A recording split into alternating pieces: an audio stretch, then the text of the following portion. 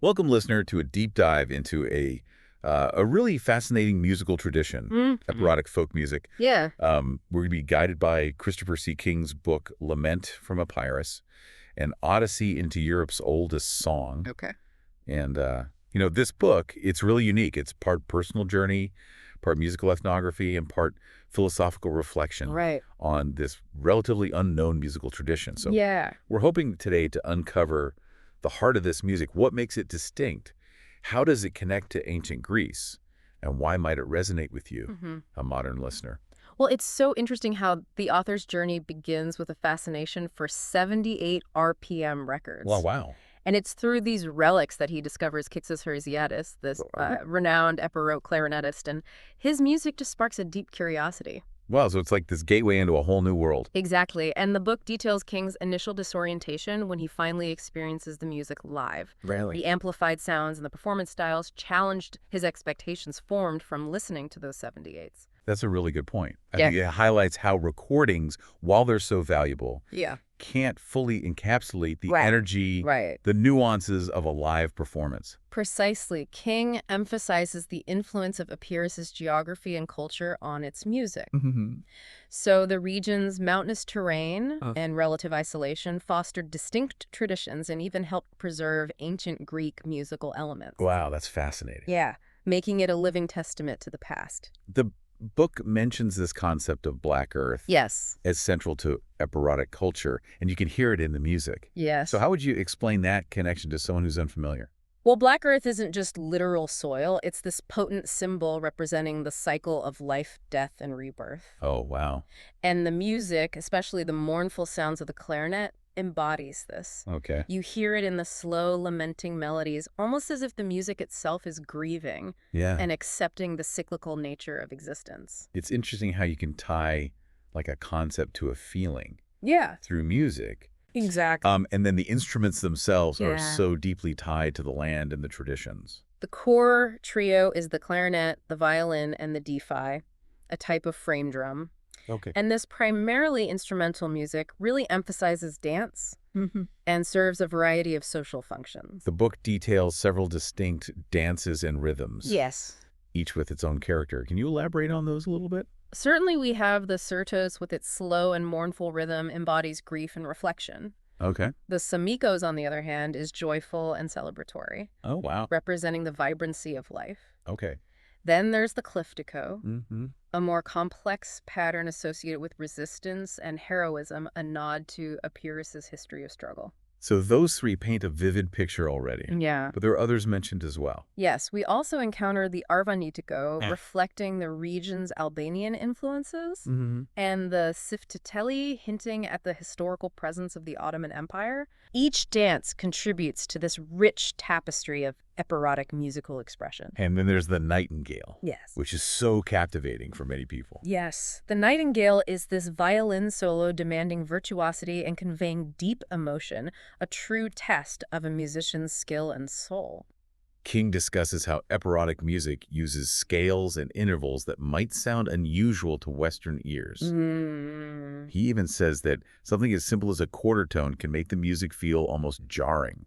Right. It's like imagine the familiar notes on a piano, Okay. but with extra notes in between. Okay. These microtones, like the quarter tones, give the music its unique, sometimes haunting quality. Interesting. And it's this unfamiliar structure that contributes to that feeling of being unsettled or jarred for someone accustomed to Western scales. Yeah. And then the Nigris scale. Yes, the Nigris scale is fundamental to epirotic music. It Right. doesn't evoke simple happiness or sadness. Mm-hmm. It evokes this complex melancholia tension that pulls at the listener. A sound world that reflects the hardships of life in Epirus, but also a sense of resilience. You can really hear that. Yeah, and think of the Nightingale piece. Okay. It uses the Nigris scale and its variations to tap into profound emotions. Powerful stuff. Yeah, weaving a sonic tapestry that transcends simple melodic beauty. To truly understand this music, though, Yes, you need to experience it in its cultural context. absolutely. And King emphasizes the panegyria, the village feast dances. The Panegyria are more than just celebrations. They are the heart of epirotic social life. Ah. Imagine a gathering where food, music, dance, and sipuro, a strong local brandy, all flay freely. Oh, my goodness. These gatherings are about reinforcing community bonds, sharing stories, celebrating life's joys, and mourning its sorrows. It sounds like a ritual, Yes. connecting people to their shared history and each other. And King points out this fascinating connection to ancient Dionysian rituals. Really? You can see echoes of those ancient celebrations in the Panegyria, highlighting the persistence of pagan elements within a now Christian society. So there's this tension between the old and the new. Exactly. This tension is palpable, adding another layer of complexity. Then King introduces us to Alexis Zoumbas, the violinist, who made the first Epironic recordings in New York City in 1927. Wow. His recording of Epironico-Mirology is particularly significant. Zumbas's recording is a landmark, Epironico-Mirology, which translates to Epironic lament, captures a depth of emotion that transcends language and culture. Really? The instrumentation, the unusual key, the lack of a fixed beat, Yeah. all contribute to a sense of raw, unfiltered grief. Imagine listening to this recording for the first time in 1927. Oh, wow. It would have been a window into a completely different sound world. Yeah. A world of ancient laments brought to life through the violin. I love that image, and it makes me think about recordings, how they preserve and disseminate music across time and space. Absolutely. Zumba's recording introduced Epironic music to a wider audience. Yes. But it's just one piece of the puzzle, right? Absolutely. To truly understand Epironic music, you need to experience the energy of the Panegyria, the subtle variations in performance, and the deep connection between the music and the people.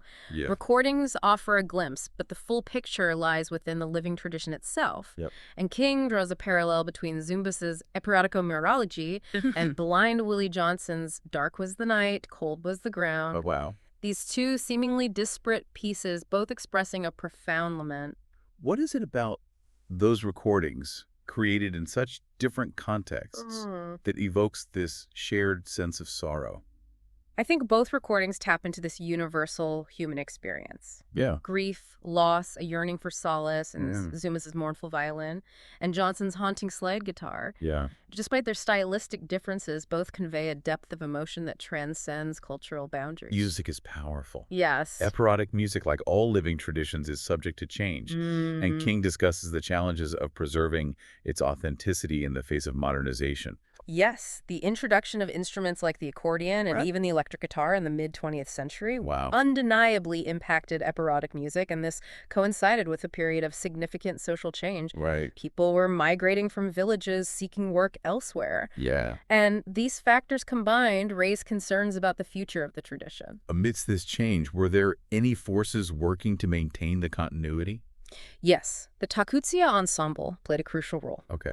This group bridged the gap between the 78 RPM era and contemporary performance, preserving the authentic sounds of Zagori music, Wow. a specific regional style within Epirus, Mm-hmm. and their recordings are highly sought after by those seeking a connection to the tradition's roots. King highlights the role of the Roma people Yes. as key carriers of Epironic musical traditions. It's a complex relationship, isn't it? It is. They're admired for their music, yet simultaneously marginalized within society. The Roma have been integral to Epironic music for centuries, often serving as the primary performers. This connection might stem from their perceived spiritual power. Right. Perhaps linked to ancient shamanistic practices. Interesting. However, their marginalized status within society has resulted in prejudice and discrimination, despite their significant musical contributions. King recounts a poignant anecdote Yes. about a young Roma boy whose musical development was deeply shaped by his wartime experiences and encounters with death. It underscores how pathos, the ability to channel deep emotion through music, becomes integral to the music itself. So it's not just playing the notes. It's not just playing notes. It's drawing on a wellspring of lived experience Exactly. to convey profound feeling. King emphasizes that concept of pathos as central to understanding Epironic music. Yes. He suggests that it's not just about technical mastery, Right. but about the ability to channel raw, unfiltered emotion through the instrument. Imagine musicians being moved to tears while playing or listening to a powerful Marologia. Oh, wow. Which, to clarify, are these traditional songs of lament passed down through generations. Okay. This emotional depth isn't just performative, it comes from life experience, a deep understanding of the music's purpose, and a connection to a long lineage of tradition. But he suggests that this emotional depth might be challenging for younger generations to attain. Well, modernization and shifting cultural values present challenges. Mm-hmm. The younger generation may not have the same depth of life experience, Yeah. the exposure to hardship and loss that shaped the music of their predecessors. Makes you wonder about the future of pathos in epirodic music. Exactly. King introduces the skaros, Mm-hmm. this type of flute music played by Sarakatsani shepherds. All right. He presents it as a metaphor for the broader themes he's exploring. The word skaros has a dual meaning, Okay. referring to both the time of midnight grazing when shepherds gather their flocks and the music played during that time. So there's this connection between the music, the land, Yes. and a traditional way of life. It speaks to the deep roots of musical expression in Epirus. And it's so fascinating that the skaros uses the same Nigris scale Yes. that's found in epirodic music. It suggests a link, perhaps even an ancient one, between shepherding traditions and what we now recognize as distinct epirodic music. It highlights the continuity of musical practice in the region. Precisely, the Nigris scale, with its haunting and melancholic qualities, permeates both the ancient music of the shepherds and the modern music of the villages. And King proposes this theory that initially the skaros might have served a practical purpose to control and calm the animals. Right. This theory challenges our modern assumptions about music's purpose. It suggests that music in its earliest forms might have served a more functional role, rooted in survival and the need to impose order on the natural world. So it's a reminder that our modern, often aesthetic view of music might obscure its deeper, more primal origins. Exactly. That perspective reframes our understanding of epirodic music as well. Absolutely. It suggests that epirodic music, while certainly an art form, also serves a deeper, perhaps even subconscious purpose. Right. It's a means of navigating the complexities of life, coping with grief and loss, of finding solace and connection within a community. It's about survival. It's about survival not just in a physical sense, but also an emotional and spiritual sense. This ties into that broader point that King makes about challenging our assumptions about music's purpose. King contrasts the modern Western tendency to view music through an intellectual lens with the epirodic understanding of music as a vital force for navigating life's challenges. Interesting. In Epirus, music isn't merely something to be analyzed or appreciated aesthetically. It's a living tradition interwoven with the fabric of everyday life. He uses the example of a misidentified shepherd's flute to illustrate how an object's function can be obscured by time and shifting cultural contexts. It serves as this cautionary tale, urging us to approach the past with humility, recognizing that our interpretations are inevitably shaped by our own present-day perspectives. We may never fully grasp the meaning that a shepherd's flute held for its original owner, but we can acknowledge the limits of our understanding and remain open to alternative interpretations. It makes you think about whether we've lost touch with some of music's deeper powers in our modern world. It's interesting. We're surrounded by music more than ever before. Yet it often feels like background noise, lacking the depth and the impact that King describes in epirodic music. Have we relegated music to mere entertainment? Good question. Neglecting its potential to heal, to connect us to something larger than ourselves, and to help us navigate life's complexities. King doesn't romanticize Epirus or its traditions. No. He acknowledges the region's challenges, poverty, immigration, the pressures of modernization. Yet the music persists.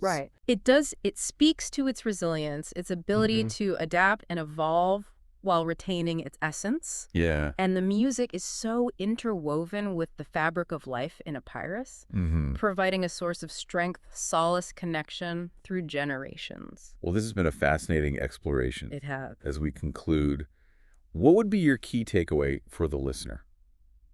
I would encourage the listener to reflect on their own relationship with music. What role does it play in your life?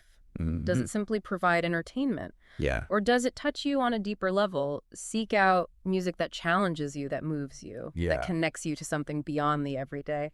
King's journey reminds us that music can be a powerful force for understanding ourselves and the world around us. And perhaps, like King, their listener might be inspired to embark on their own journey of musical discovery. Absolutely. There are countless musical traditions around the world, each offering a unique perspective on music's power and purpose. Epirodic music is just one example. Explore with an open mind and heart, and you might be surprised by the treasures you uncover. Excellent advice. Thank you so much for joining me on this deep dive into Epironic folk music. That's my pleasure. Listener, until next time, keep exploring, keep questioning, and keep listening.